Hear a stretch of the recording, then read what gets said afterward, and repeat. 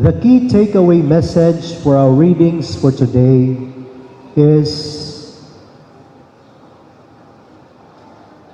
we are just stewards, administrators of God's resources for the temporal goods of the earth. And we need to utilize them, to manage them according to the desire or will of the owner, not according to our own desire as stewards. In our first reading, Israel was ruled by King Jeroboam II. He was chosen, he was blessed by God.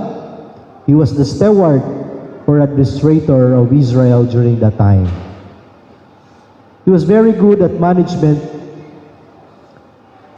He was able to build many infrastructures and edifices and had a good relations with neighboring countries. During the time, Israel was so prosperous. However, development during the time was not really holistic because the poor and the weak experienced too many abuses. The poor, the needs of the poor were trampled by the influential and the rich. Case in point, ang mga negosyante, palito nila ang mga abot sa mga kabus, sa mga mag-uuma at a very low price. Pero ilang pagbaligya na, mahal na kaayo. And then, ang mga kabus, ang value sa mga kabus, pwede rag ilisan ang kabus nga tawo o usa ka paris nga sandalyas. So, mura na siya value o kabus ka during that time. Ug naglisod gayud ang mga weak o vulnerable. So, dili gyud ingon nga develop gyud ang Israel during that time. Kaya nga naman, wala man na-uplift ang lives sa mga kabus. When we say development, it should be holistic and integral.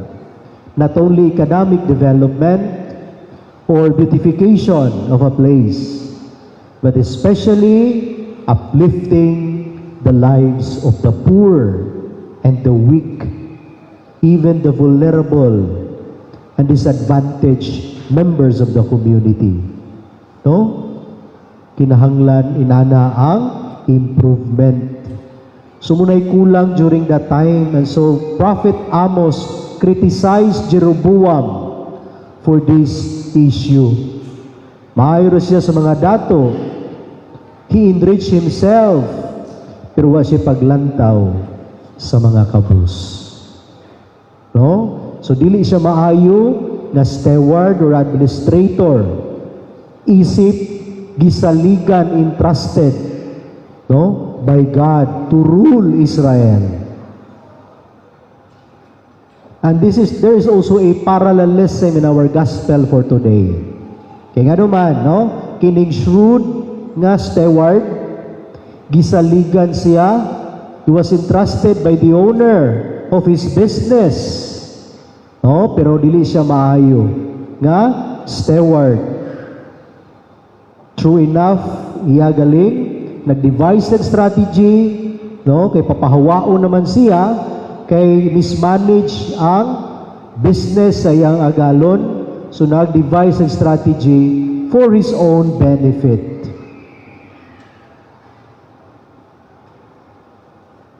He was shrewd and dishonest.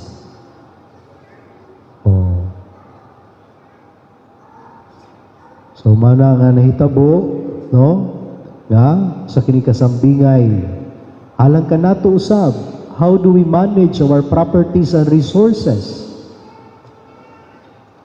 Do we manage them according to the will and desire of God, or according to our plans and our own wish?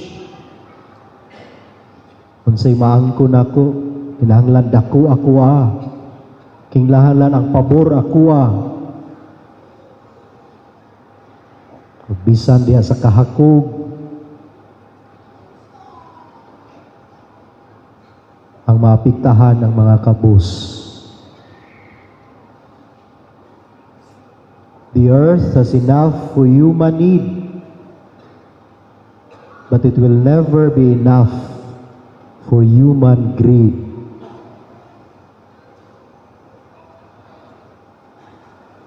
Kanang kahakog nga maghatod, no?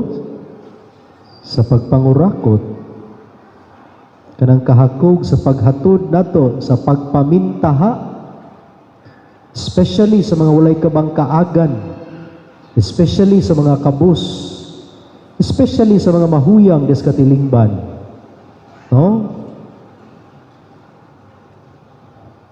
So may gingon sa unang pagbasa.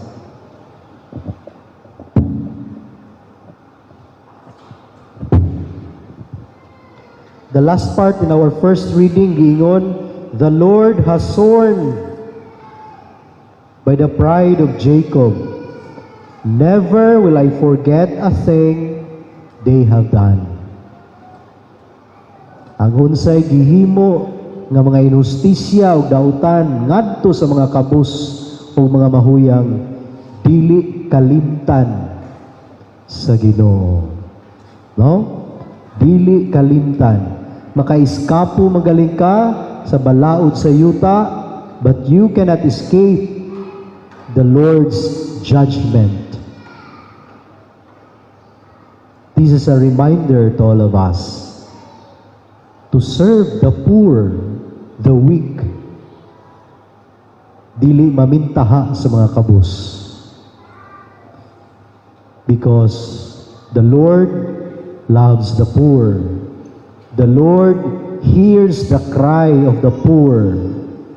Ug ang Dios mo'y mubalo sa mga kabus sa ato mga inustisya nga atong gihimo alang kanila. Usa gali salmo na to ron? Say salmo? Praise the Lord. Lifts up the poor.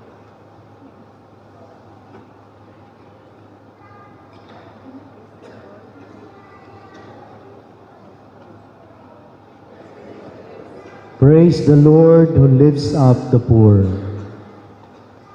No? So sa atong pamalandong, aduna tay mga kabus, mga pobre nga ato ang ipamintahaan.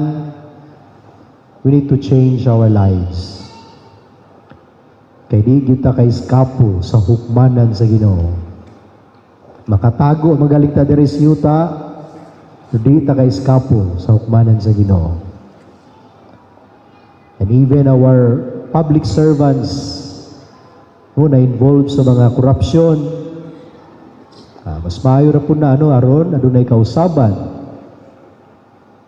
aron maundang ang pagpanghilabot sa kwarta nga dili ilaha. Ug ang ikaduhang pagbasa nagingon nga magampo tagayon sa mga leaders, dili lang sa leaders sa government kundi sa simbahan usab, aron ma-enlighten sila on how to manage the temporal goods, the resources of the earth, according to the will of God, not according to our own wish. No? Iampo nato. Kami usab iampo. Para magamit gayon ang resources para sa tanan, dili lang sa privileged few. Para sa tanan, sumala sa kabubuton sa Dios. No? So we serve the poor. Kung malipayon ang mga kabos, malipayon ang Dios. Ano din ingon nga spiritual writer? Nobody gets to heaven without a letter of reference from the poor. Di na ka kasaka sa langit, kundili makapirma ang kabus nga ngayan ka makasaka sa langit. So ato nang paningkamutan mga igsoon, no? Ito na yung paningkamutan ang pag-alagad sa mga kabus. Kay, ganang Ginoo, kung sa gihimo sa nimo sa pinakalabing ubos sa mga igsoon, gihimo mo kana kanako. Amen.